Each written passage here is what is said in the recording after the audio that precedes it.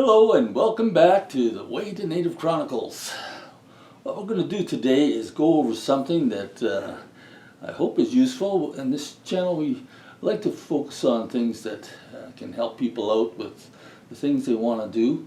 And this is a topic that's actually going to be a fairly general one because it's going to deal with making items out of leather. Now, this can be very broad because in my experience over the years I've developed the skill of working with leather, which is not really a huge skill. It's not difficult to do, but being able to do that, I've been able to make things out of leather for a wide variety of uses, whether it's gun cases, holsters, and also this example here that I'm going to show you. So this video will be especially interesting to people that use a camera called the DJI Pocket 2 with its accessories and things like that. But it's intended to also be broadly applicable to anything you want to make, because what I'm going to do is I'm going to give you a little bit of an insight into the design process, the thought process of making something new out of leather for something that you actually really need. And once you start getting in this mindset and get a little bit of skill behind you working with leather and confidence, whenever you'll find there's going to be a lot of instances where you see a need and then you realize, hey, I could make something out of leather to enhance this. And that's exactly what's happened with this camera. What I've got is a bunch of pieces here that I really need to have with me when I'm in the field taking videos. And part of the problem is there's a lot of little pieces involved in this setup here.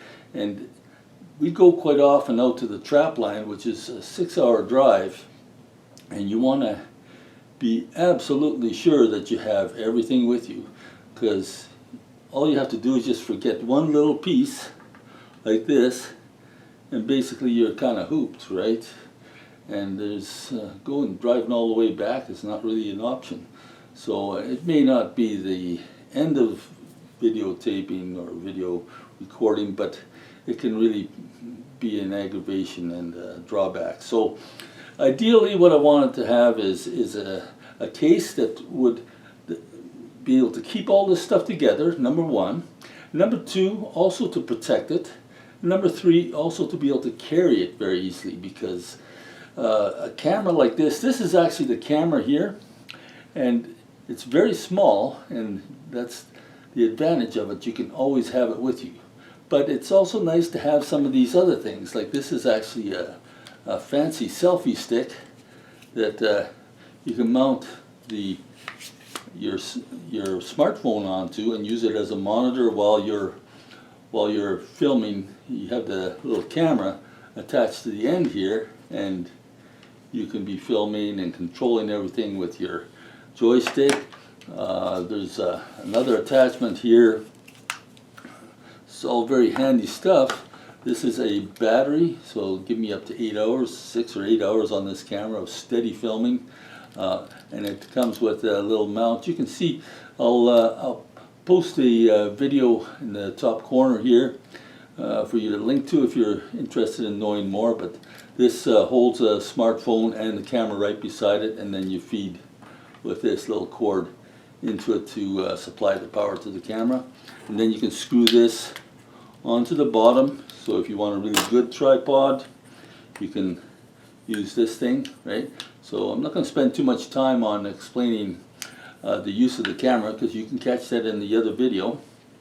But the main thing for this video is to explain how I went about getting all this stuff put together in a nice, compact, secure package for carrying around, and also for making sure that I don't lose anything or forget anything. Because while I mentioned that, I was making some modifications to one of the cases, and I wasn't able to use the little pouches that I have with it. And the last video trip I went on, I actually lost this little tiny piece here, And man, I had to walk through a whole bunch of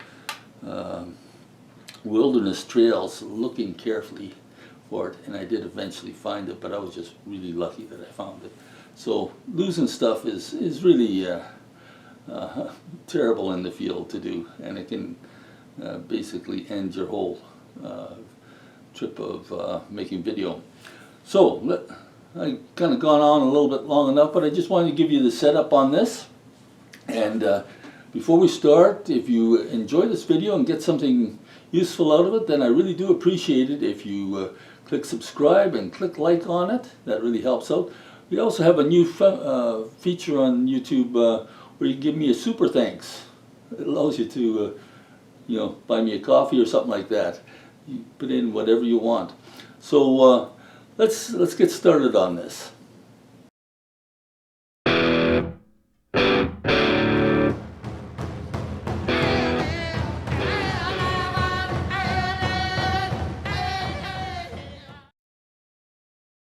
Okay, so let's get started on this, and I'm going to just take this stuff here. Here's a little wind muff.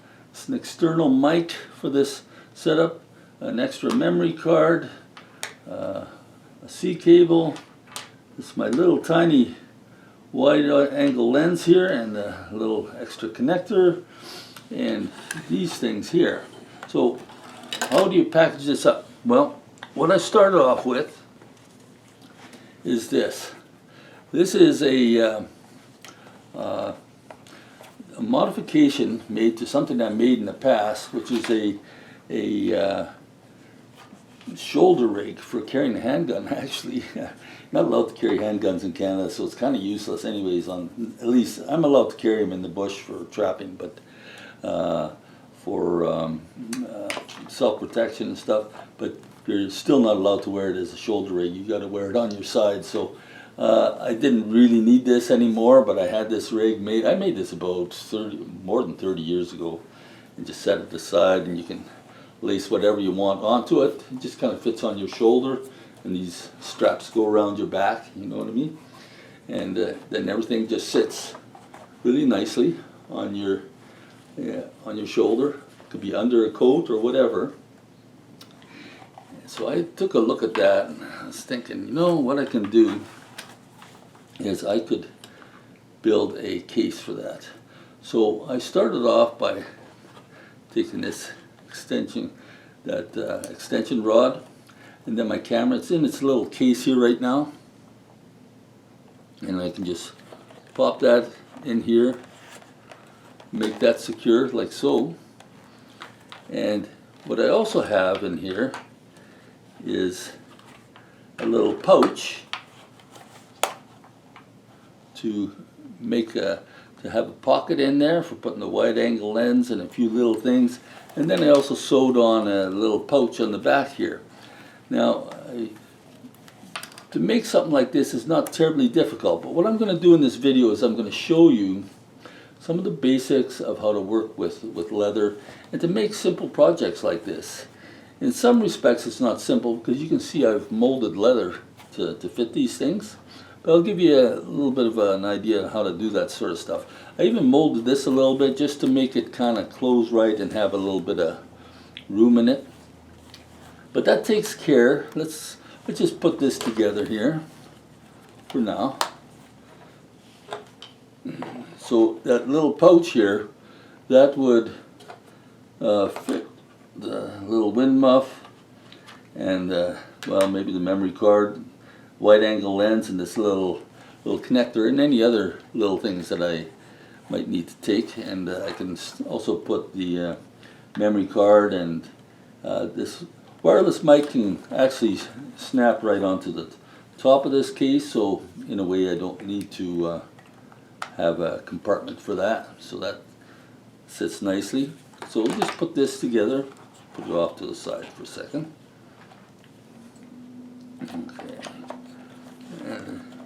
Something you want to fit secure, but not so difficult to get out, right? So let's put this guy aside. The next thing we have to do then is to make something to handle these things. Now that's kind of an awkward sort of affair, right? And what I came up with for that was a case like this. So I could take this tripod. This is a tripod and an extension stick that goes onto the end of this thing. Put that in here. I'll take this. That's my battery unit and camera holder. I'll put that in there. And then I have a strap come along and snap that. Now that strap goes through the gap here, so it holds this thing in place and it crosses in front of this tripod and clicks shut there so nothing can come out. Nice and secure. And this one here, I could only fit so much stuff on a shoulder rig here, so I decided to make this one with a belt loop so I can just hang that off my belt. No problem, right? So now that we've seen what I made, I mean the main focus is not really this pouch, but if you have questions about this rig and would like some help making something like this for yourself, if you happen to have this type of camera, by all means, let me know and I'll see what I can do to help you. You can just make stuff like this right off the top of your head. But the main focus is how to go about this working with leather.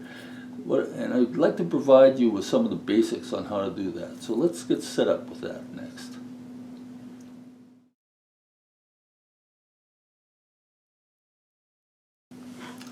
Okay, I think I've got things sort of roughly set up here. Now I haven't really planned this out really carefully, but I'm going to try to give you an idea of what you have to do to work with leather. So, and we're going to use this as our sample. Now, one of the first things you have to do, and I hope I get a reasonably good look at this. You can see the stitches here. Stitches in leather are what really draws the viewer's eyes right away. So if there's any imperfection in your stitching, your eye is always gonna be drawn to that. It's gonna really bug you. So it's worthwhile trying to get stitching done right. And what I do to do that, I'm just gonna start just pulling in stuff on the side here as I need it and as I think about it. I'm gonna start off with this little tool. Now you can see that here. That's a weird looking little thing. But the way it works is you can set it on this little round edge on the edge of your leather and you can cut a little groove with it. So I'm going to show you on this scrap piece of leather how that's done, okay? And I'm going to pretend I'm going to make a stitch down this length here. So that's one of these here, right? Okay, I'm going to take this tool and I'm going to run it just along the edge here. See what's happening there? It's cutting a nice groove. So that is going to be the groove for my stitching to go in. Nice and neat that way. And it also helps you keep a straight line when you're doing your stitching.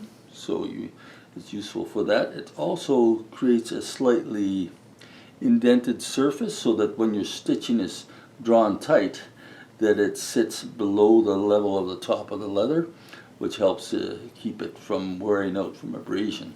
So we have our little groove made here. And the next thing you want to have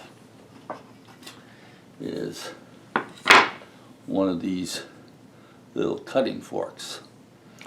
And the nice thing about that is they're just a chisel shape to them, and they're evenly spaced, and you can use the last hole of the previous punch to align the punch for the next set of holes, and it'll punch a hole right through the leather.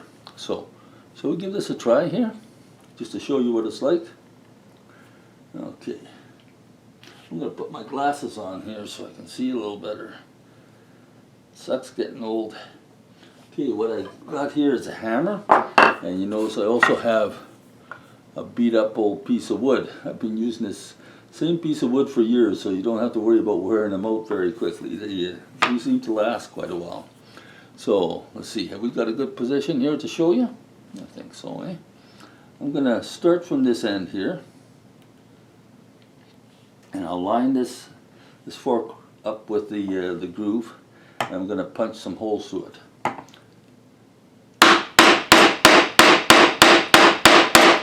Let's see, we want to get it through far enough so that the spikes all the way go through, and then this is where you have to kind of yank on the fork to get it out. Now I've got some holes punched in there. I can line this up again with that one, and punch another set of holes. You can see what's being done here. I used the last hole of the previous punch to put the tooth in and ensure that it starts off from a good position again. And now we have our holes cut through this nice and neat, right? Now if I was to be, maybe what I'll do here is I'll cut off this little piece here, so you can do a sample seam through this, because I want to show you some techniques.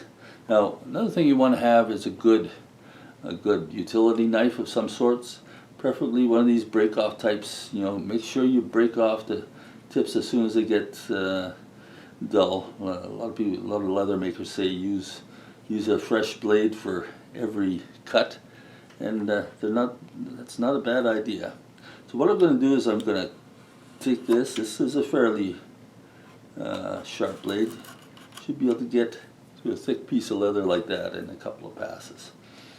And what you do want to have, I know I use this piece of wood here for cutting just now, but you want to have a cutting mat. So that's another one of the tools that you want to have in your arsenal. Ideally, you can buy cutting mats, because if you're cutting on wood, once you go through, it tends to make your blade kind of wander around a little bit.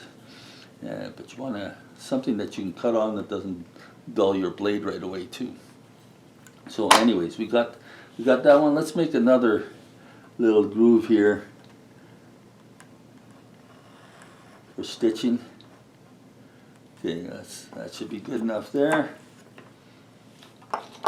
I'll take this, and what I'm going to do, actually, you know, if you're in a lot of situations, you can just go and you can cut your next set of holes, but what is actually the best way is to, and actually normally it would be stitched, you know, rough side to rough side too, eh?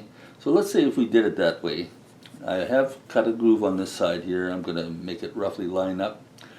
What I tend to do is I tend to take a little sharp punch, and I will line up the edges so that they're just in the right position.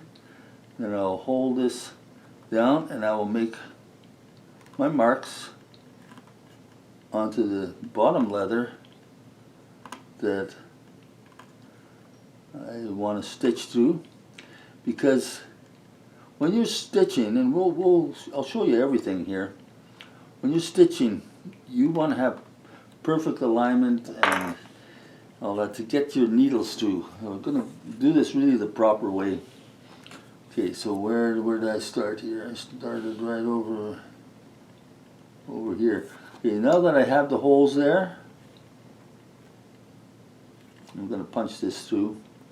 And I could do these holes one by one too if I want.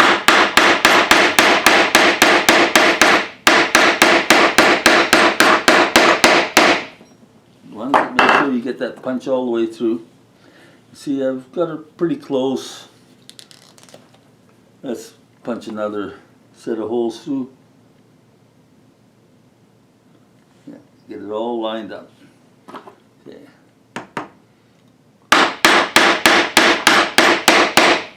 There we go, all the way through. Stitching is a big part. That's where you're going to spend a lot of your your time is stitching. So we got these 2 pieces of leather. What I'm going to suggest in addition to that is I'm going to say go from the back side with this needle and push your holes through. Make sure that it's as easy for your needle to find its way through as you can, because it's going to pay off later when you do your stitching. Now, I'm not a professional leather worker. This is just the way I do it. I know a lot of guys will say, you should do it this way and that way, but this is the way that has been working for me quite a bit. It's kind of slow, but it works. And I'm just doing small projects. If I was doing stuff on an industrial basis, I would want to be investing in a bunch of other tools and stuff like that, but this is just me. Let's see if I can't find that hole. I'll push it through from this side. There it is. Oh, this one here. Yeah. I find it's worth the trouble pushing these holes through a little bit. You know why that is? You're going to see if we do the actual stitching here. Just want to make sure these holes are really opened up nicely, because the next step is going to be taking 2 needles. What I also do always is I always make that knife safe afterwards right away.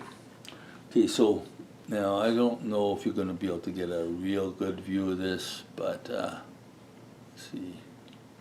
Maybe if I hold it in front of that yellow mallet. But here is the needle that I use. When you go to a leather working shop, just make sure you mention what you're doing. That's probably the best. The basic idea with needles for doing this kind of work is you don't want something that's really really pointed at the end. It's got to be kind of a dull tip, because if it's sharp, what's going to happen is it's going to catch into the leather, and when you're trying to get through, it's going to cause you problems. It's going to hang up on little bits of leather as you're trying to pass it through the holes. Then you got to take some thread. What I use is waxed flax. I find that works the best, and you're going to need quite a bit. You might think this is way too much to cut off for this short little strip, but that's about right. You want to have a little bit hanging over to go through the needle and stuff too. And you're going through with 2 needles, which I will show you.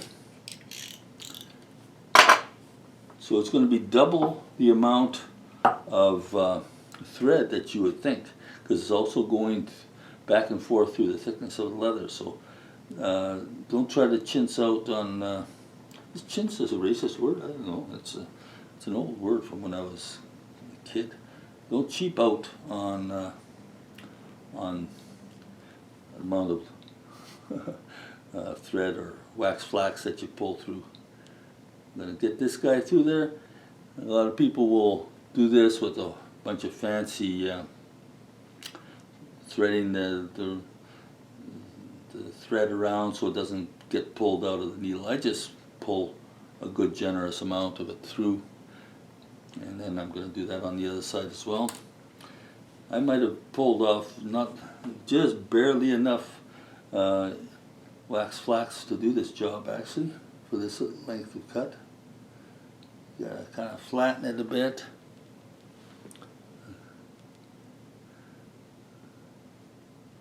I like the wax flax because it does sort of stick together.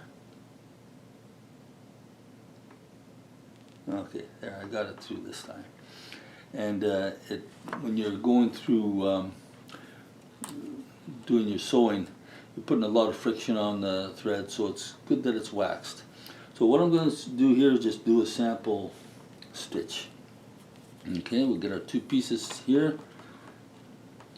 This may seem obvious to some people, but to those who haven't done this before, it's not so obvious perhaps. So you don't have to do a whole lot of stitching here. I just want to give you enough to give you an idea of how it's done, or at least how I do it. Okay, I'm going to pull these two needles, and I'm going to pull them through so they're equal length, and then I'm going to take this needle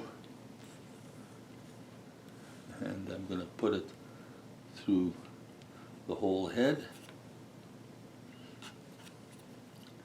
And this is why I suggest you make your holes nice and open so that needle can get through. So I pull this guy through, and I turn it around, and I'm going to put this one through that side.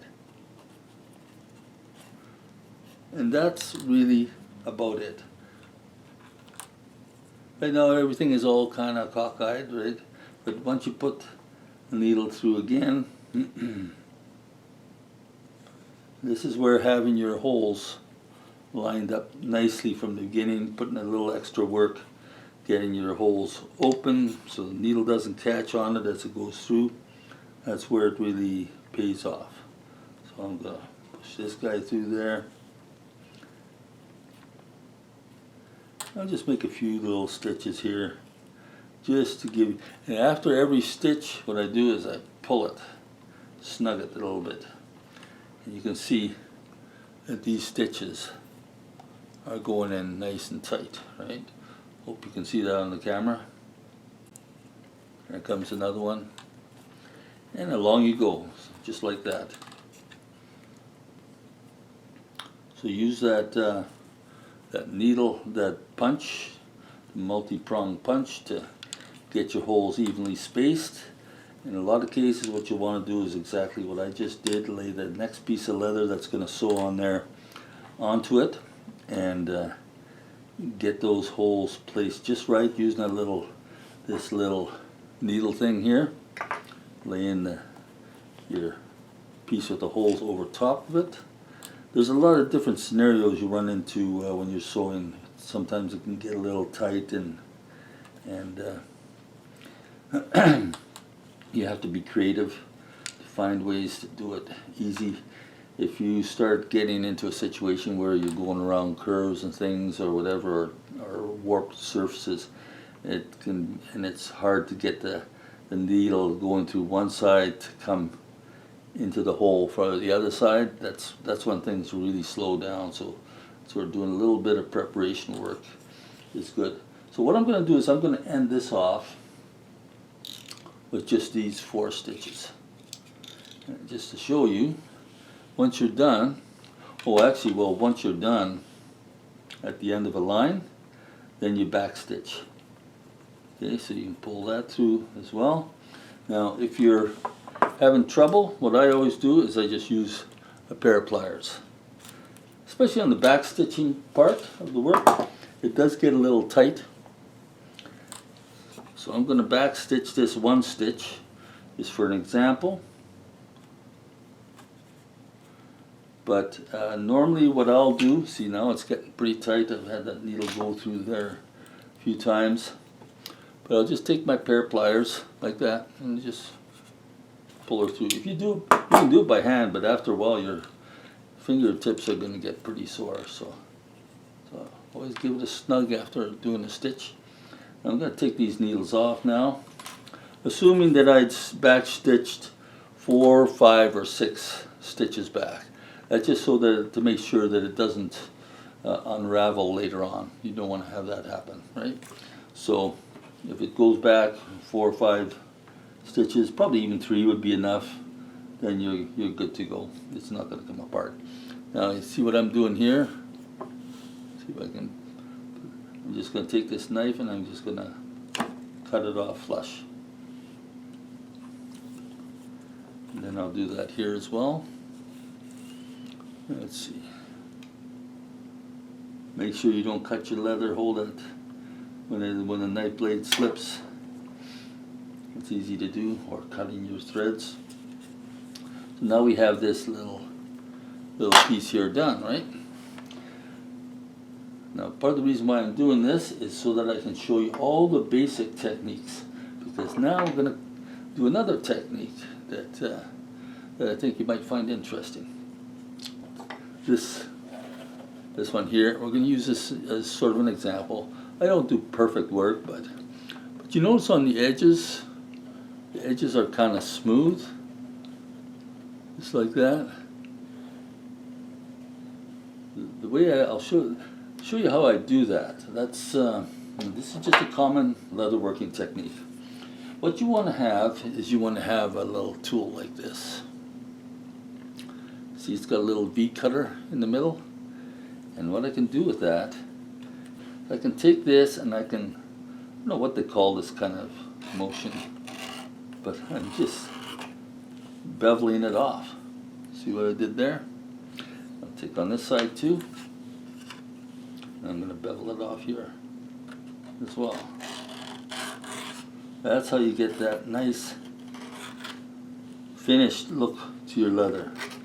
And you can bring it right down to the end there, and now she's nicely rounded off like that. So once you've got that done, you can take a little stick like this, and what I'm going to do is I'm going to just lick that edge. Yum yum. Or you can dip a little cloth in some water too to do that. And I'll take this.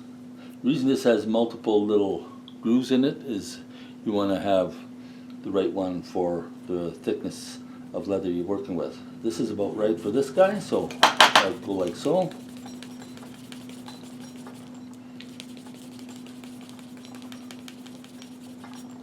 And then maybe take this to get it all flattened down good. And I'm not sure how well you'll be able to see that, but you know, when it's wet, you burnish it basically. And I can apply a little more spit to it, spit and polish, and get this thing nicely smooth on the edge. Makes your work look a lot better, a lot more finished look. I don't know if you're getting the reflection from that, but that's basically what you have to do there. So we've covered a fair bit here. You know, you have to have a little little mallet. You want to have a pair of pliers. You want to have a cutting knife, board to pound into. You want to have your cutting forks. I also have some cutting forks. This is an old broken off one, and that's good for going around the corners. Let's see what else you want to have. You're also going to want to have some punches to punch holes through, because you can see for this one here I attached some rivets, and also put in a snap for this thing, right? So it's maybe I won't go into all of that, but putting snaps and rivets in is not all that hard. You just buy these little packages. You have to buy packages with the stems. Get a few packages that have a few different length stems, because you're going through different amounts of leather and the thicknesses of leather and stuff like that. You also want to, and maybe I should get into this part here, you want to really think ahead, because as I look at this, I'm reminded of an example of thinking ahead. For instance, this belt loop here, it is sewed in here, but I also have this strap right here. So what if I had put the belt loop on first, and then I tried to put the strap on? Well, as you can see, whether I would sew this strap on this end or rivet it on, That's not going to be easy now because I've already put the belt loop on. So you want to think through your whole work process, which should be done first. What I did is I put this little strap on first, right? So that I could get either sew on or rivet on this little part here, which is much easier when this belt loop isn't sewed on there.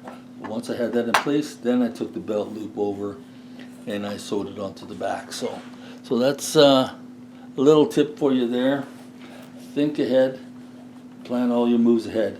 I also had to do the same thing when it came to molding this part here. What I actually did is I had my piece of leather and I cut them large enough because I was going to wet mold them, but I sewed it right onto this base piece right from the start, because it's a tricky business molding leather, but if I have it anchored in one spot here, then I knew it's going to make it a lot easier.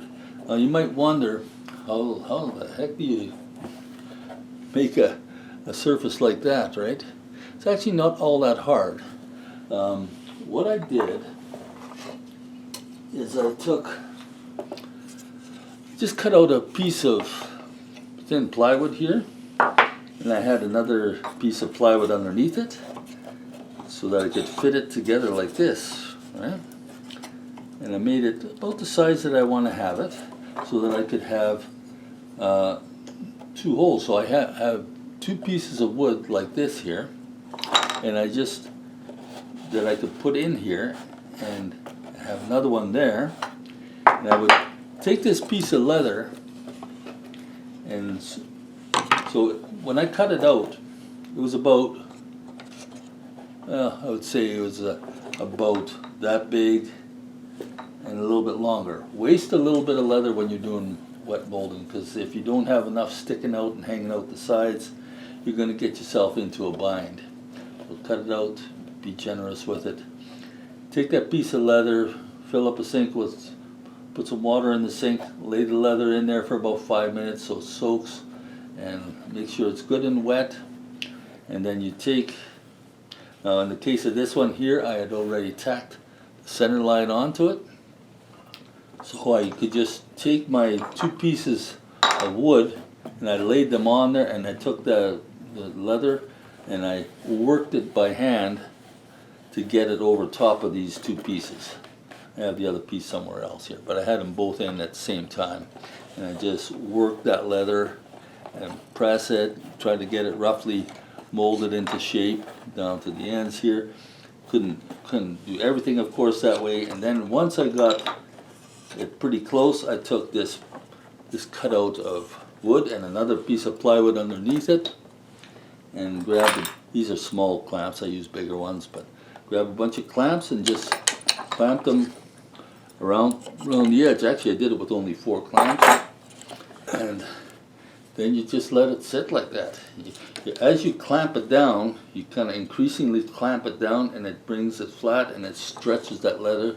The amount that leather can stretch is surprising. Even with really thick leather like this, it still stretches like crazy. So once you get it in that mold, you can leave it, let it dry thoroughly, and then take it out of the mold. Like for thoroughly, I would say I would leave it 24 hours, but you could take it out before then too if you're in a big hurry. So that's how I do that portion of it. Did I leave anything out? I could get into attaching snaps and rivets. It's something you have to think your way through. But I'm going to just show you the basic tools that are involved in it. I think this basically does it all.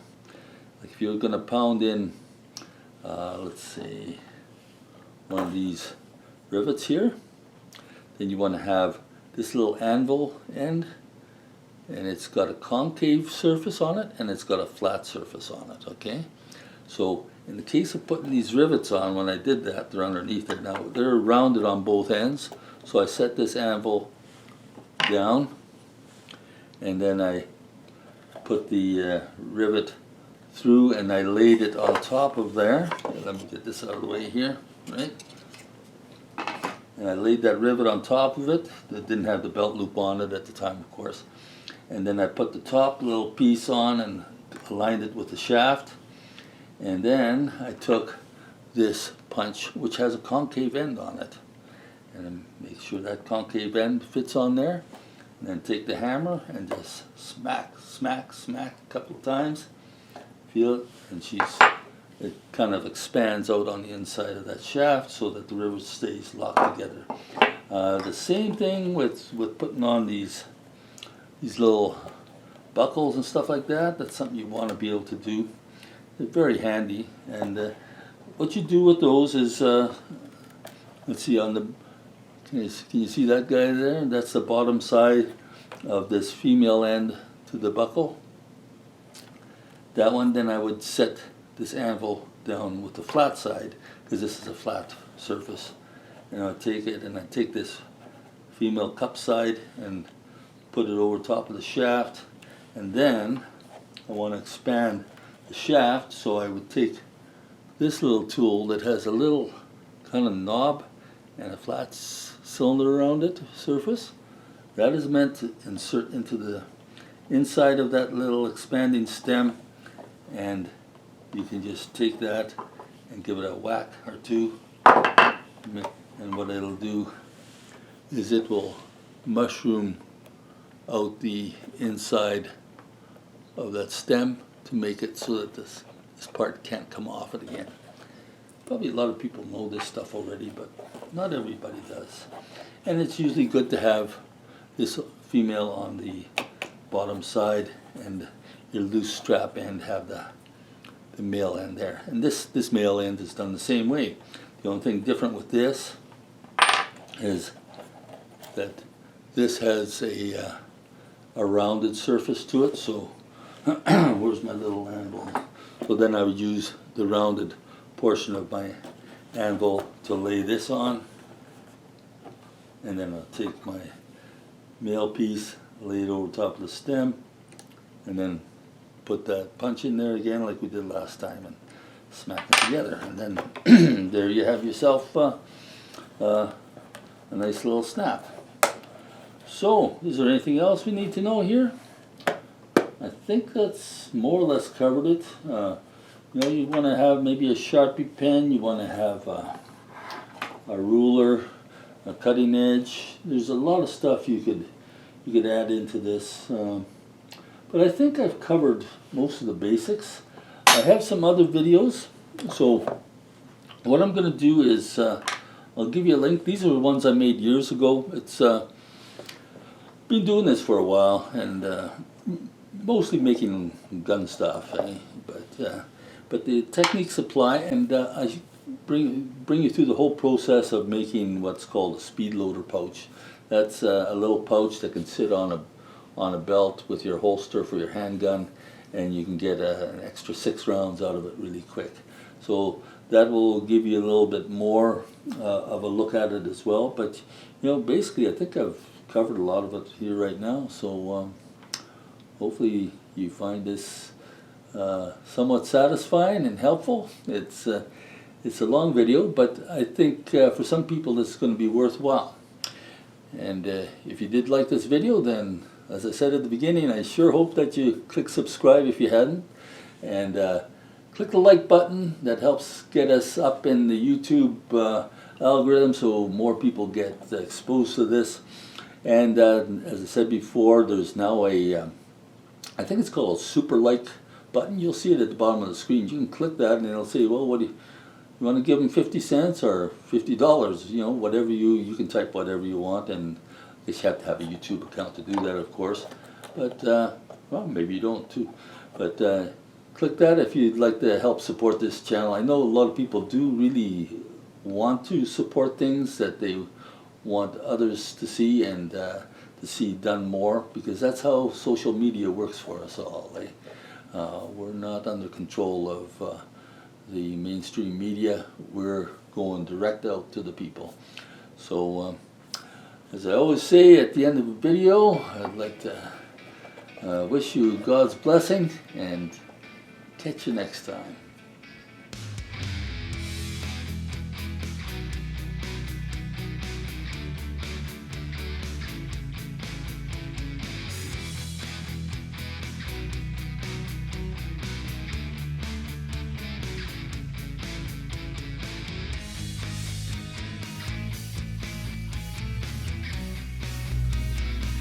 이때 또 내가 개호지 이게 나지 배우죠.